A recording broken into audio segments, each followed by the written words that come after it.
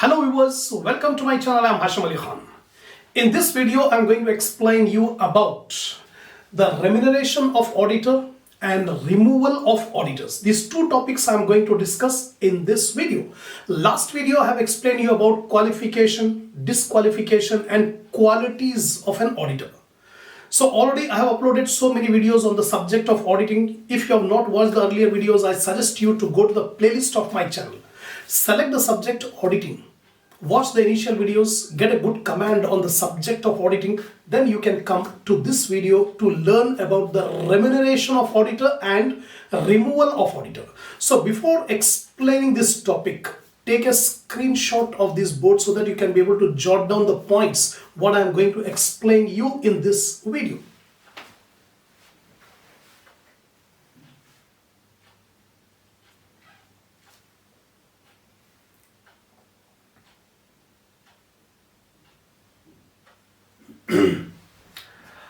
So first of all, remuneration of auditor. Who will fix the remuneration payable to the auditor? That I am going to explain you according to the provisions of Companies Act 2013. So the provisions of remuneration of auditor as given by Companies Act 2013 are as follows. So specifically, Companies Act has given the provision how much remuneration should be paid to auditors. First point, section 142 states that if an auditor is appointed by Board of Directors, BOD stands for Board of Directors, or the central government, they need to fix auditors' remuneration. So auditors will be appointed either by the Board of Directors or by the central government or in the general meeting. The first provision according to section 142 says that if the auditors are appointed by Board of Directors or by the central government, they themselves has to fix the auditors' remuneration, either by the Board of Directors or by the central government. In any other case means other than the appointment by BOD or central government. So who are the other party? It will be decided by the company in the general meeting. So in any other case, the remuneration is fixed by the company for carrying out his audit duties. So normally we can say that the remuneration of the auditor will be fixed by the company in the general meeting. In the company general meeting, the auditor's remuneration will be decided in normal circumstances for carrying out audit work. The Act requires that remuneration paid to auditor need to be separately disclosed in the profit and loss account. How much amount is paid to auditor, that should be separately shown in the profit and loss account. Next one is if the auditor is reappointed in the next AGM. The law says if the present auditor is reappointed in the next AGM, the same remuneration what he has paid in the last year will be continued until and unless there is a proposal to change the remuneration. So normally whatever remuneration the company paid to auditor last year, this year also the same remuneration is going to continue until and unless there is a proposal to change the remuneration. If there is no proposal to change, whatever auditor's remuneration paid last year, current year also, same thing will be paid. This is according to the provisions of Companies Act.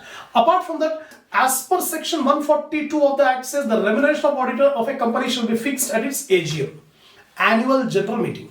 Specifically, the law says the remuneration of auditor will be fixed in the AGM, annual general meeting, or in such a manner as may be determined therein.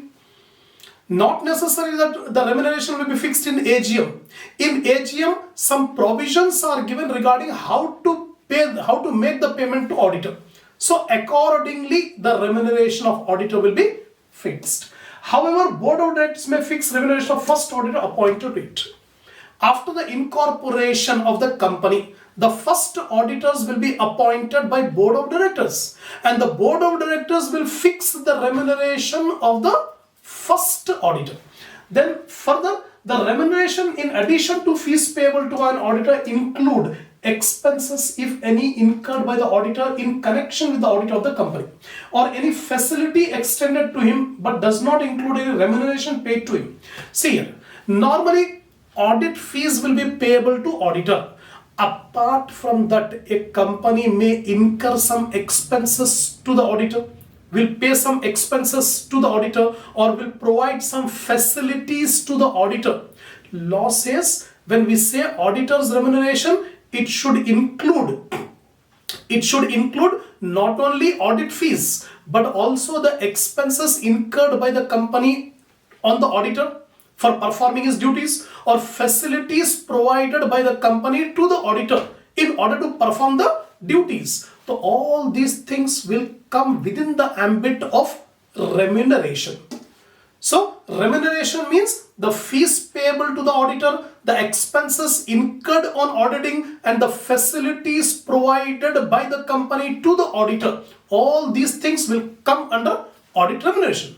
But any amount paid by the company to the auditor for specific purpose or for some request, for some other work, then that will not become a part of auditor's remuneration, except remuneration paid to him for any other service rendered by him at the request of the company. Sometimes a company will request the auditor to perform a different job apart from that auditing. So in that case, some extra amount is paid. That amount will not come within auditor's remuneration. That's it. Now, therefore, it has been clarified that remuneration to auditor should also include facility provided to him.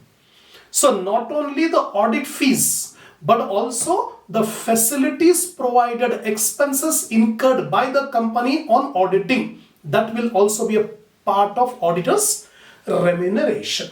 So, this is the complete provision regarding auditor's remuneration. Now, I am going to explain you about removal of auditor.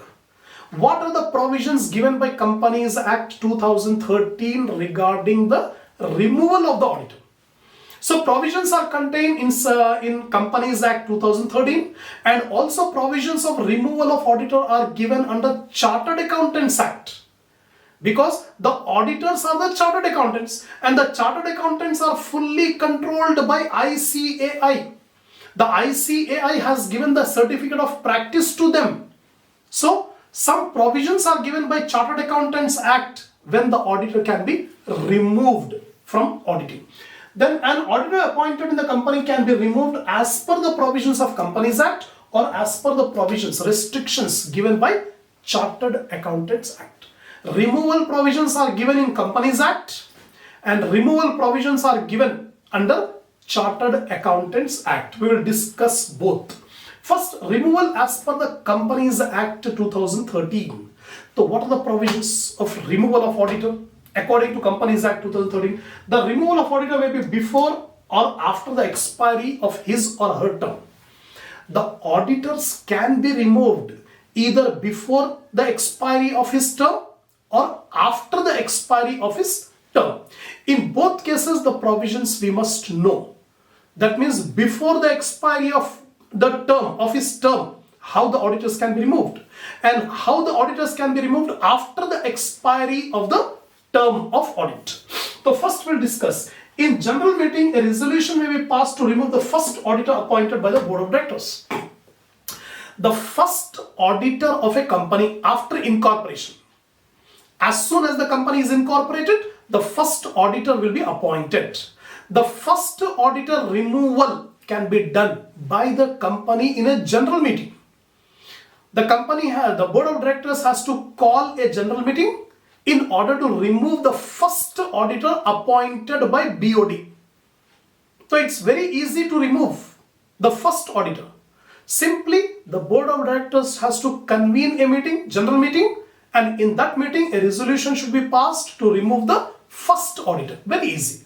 But however, it is difficult to remove the subsequent auditor before the completion of his term. The first auditor can be easily removed by convening a general meeting, but subsequent auditors will be difficult to remove. Why it is difficult to remove before the expiry of the period? Because the law says, Companies Act 2013 says, if a company wants to remove an auditor before the expiry of his term, it requires the approval of the central government. Without obtaining the approval of the central government, an auditor cannot be removed before the expiry. That makes the case somewhat difficult. This is because the removal requires a permission from central government. Without permission from central government, the subsequent auditor cannot be removed. So the procedure regarding the removal of auditor has been prescribed by Companies Act under section 139 and section 141 subsection 1. So in these sections, the Companies Act has given the provisions how to remove the auditor before the expiry of his term. So before the expiry of his term, what are the steps involved? It is provided that the first auditor who is appointed by BOD can be removed in general meeting. The first provision given by law, it says the first auditor of the company can be removed simply by convening a general meeting and passing a resolution. That's all. No permission is required from central government for removal of the first auditor. Now, it is provided that the auditors who are appointed under section 139 can be removed only after receiving a prior approval of the central government. Any auditor who is appointed under section 139 can be removed before expiry of his term only after getting the approval from the central government. It is provided that the auditor before being removed shall be given a reasonable opportunity of being heard. Without taking the explanation from the auditor cannot be removed. The auditor should be provided an opportunity of being heard. That means an opportunity should be given by the company to the auditor that we are removing you. Then what are the contentions you are making? That means the company has to hear the contentions of the auditor which is to be removed. Then according to Companies Audit and Auditors Rules 2014, after passing the board's resolution, the application to central government has to be made within 30 days. First of all, the company has to convene a board of directors meeting, BOD. In that board of directors meeting, a resolution must be passed to remove the existing auditor before the term. And after passing this board of directors resolution, it must be submitted to the central government within 30 days. Within 30 days of passing this resolution, it should be given to the central government. Then according to Companies Audit and Auditors Rules 2014, the company shall pass a special resolution in a general meeting within 60 days of the receipt of approval from the central government. First of all, the company has to convene a board of directors meeting. In that board of directors meeting, a resolution must be passed, and within 30 days from this board of directors resolution, it should be submitted to the central government. After getting the approval from central government, within 60 days, a special resolution should be passed in the general meeting. In the general meeting, the company has to call a general meeting of the shareholders. In that general meeting, a special resolution has to be passed regarding the removal of auditors. This should be done within 60 days from the date of approval of the central government. These are the provisions. These are the provisions when auditors are removed. Auditors are removed before the expiry of the term. So I have explained you about the remuneration of auditor and the removal of auditor. The removal of auditor provisions are contained in Companies Act 2013 and also in Chartered Accountants Act 1949. So first we have discussed, according to Companies Act 2013, the auditor can be removed either before the expiry of his term or after the expiry of his term. So just now I have explained you about the provisions regarding when the auditor can be removed before the expiry of his term. It's a complicated procedure because the company has to get the approval from central government if the auditors are required to be removed before the expiry of his term. And what are the resolutions? Already we have discussed. Now I am discussing about how the auditors can be removed after the expiry of his term in office. It's a very easy process because it does not require the approval of the central government. because the company is removing the auditor after the expiry of his term term of office. And also I'm going to explain you about how the auditors will be removed according to the provisions of Chartered Accountants Act 1949.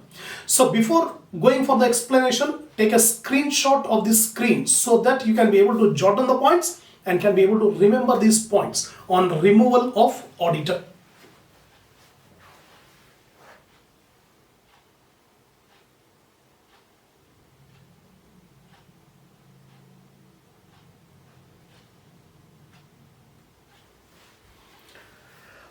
So now I'm going to explain you about the procedure for removal of auditor after the expiry of his term of office. So according to the procedure provided in section 140 subsection 1, the auditor can be removed from his office after the expiry of his term.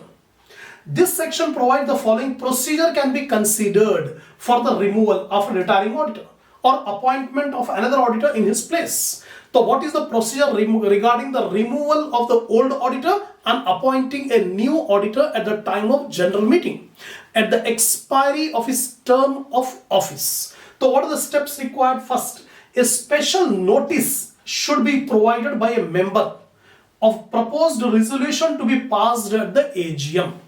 First of all, any member of the company should give a special notice to the company regarding the resolution to be passed in the coming general meeting regarding the removal of the old auditor or replacing a new auditor. The first step is a special notice should be given by any member of the company to the company. The notice should specify that in the coming general meeting we want to replace a new auditor or we want to remove the old auditor. That special notice should be given by the member to the company. The second is, once the notice is received, the company forwards a copy to the retiring auditor. After receiving the special notice, the company should forward this notice to the retiring auditor so that he or she should know that he is going to be removed. Then third one, then the retiring auditor makes a written representation to the company which does not exceed a reasonable length and requests their notification to the company members. That means after receiving the special notice by the retiring auditor, he should make a written representation of a reasonable length. He should write a letter, representation, giving his observations to the company and ask the company to forward all this representation to the present members. Then any kind of failure in sending the copy of the representation may require that the representation to be read out at the annual general meeting. If the company fails to forward a copy of representation to the members, then the law says the same representation should be read out in the annual general meeting, that these are the representations given by the outgoing auditor. So that's only these three steps. The first step, a special notice should be given by any member to the company regarding the resolution to be passed to remove the old auditor or to replace a new auditor. After getting that, the company has to forward that copy of the special notice to the retiring auditor. The retiring auditor will make a representation of his observations, then request the company to forward all these copies, all this representation to the members, so that the members should know that what are the observations of the retiring auditor. If the company fails to provide all this representation to the members, the law says the representation must be read out in the annual general meeting. That's all. In this way, the auditor will be removed after the expiry of his term. That's it. So we have discussed about what are the provisions regarding the removal of auditor before the expiry of his term and after the expiry of his term. Now, what are the circumstances in which the auditor will be removed by the Chartered Accountants Act 1949? The Chartered Accountants Act will also, ICAI will also have the power to remove the auditor. So what are the powers? In case of professional misconduct, an auditor may also be removed from his office. So ICAI, the Institute of Chartered Accountants of India, will see if an auditor is having professional misconduct in his duties, then ICAI will remove the auditor. Then the following are few significant clauses of the Chartered Accountants Act 1949 which states that the professional misconduct for which auditor is removed. So when we can say an auditor conducts a professional misconduct, some clauses are given by ICAI. So what are the clauses? First one, if the auditor is found to be unprofessional in his conduct while performing his auditing function, if ICAI see that there is a professional misconduct on the part of the auditor, then ICAI will remove the auditor. Then secondly, if the auditor is involved in some business other than his profession without taking the permission from the council of the institute. So any chartered accountant, if he wants to do some business other than his profession, he has to take the permission from the council of the ICAI. So if an auditor is doing the business without taking the permission from the ICAI, so the council will remove him as an auditor. Third one, if the chartered accountant takes up the position of an auditor without informing the previous chartered accountants in working. So when a new auditor is appointed, the new auditor must communicate with the old auditor in writing regarding his taking up of his job. So without consulting the previous auditor, if the new auditor has taken up his responsibility, then council will remove him. The ICAI will remove him because it is the responsibility of the new auditor to communicate with the old auditor that I have taken up this job. So without communication, if he takes up this job, he can be removed by ICAI. Last one is, if the auditor is negligent in discharging his duties, if the ICAI feels that an auditor is negligent in performing his duties, then the ICAI will remove that person as an auditor of the company. So in this video, I have explained you about the remuneration of auditor and removal of auditor. In examination, very frequently they will ask the provisions regarding remuneration and the provisions regarding removal of auditor. Inshallah, we'll take up the next topic on auditing in the next video.